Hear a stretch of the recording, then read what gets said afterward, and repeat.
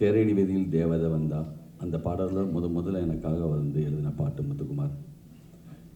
என் கூட ஒர்க் பண்ணும்போது என்னுடைய பாடல் மட்டும் இல்லை, விஜய்க்கு எழுதிட்டு வந்தால் எழுதி முடித்த உடனே எனக்கு முதல்ல ஃபோன் பண்ணுவார், எனக்கு இந்த மாதிரி ஒரு வரி எழுதியிருக்கேன்னு சொல்லி.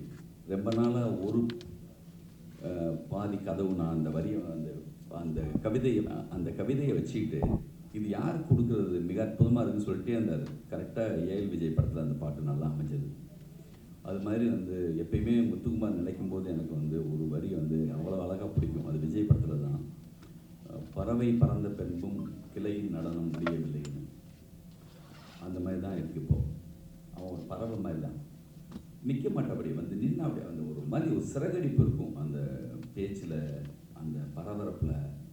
ஒரு டயத்துக்கு பிறகுலாம் வந்து என்னென்னா நோட்டு பேனா வச்சு எழுதுறது இல்லை, சொல்கிறதுக்கு அளவுக்கு வந்துட்டு அப்படி சொல்கிறது தான்.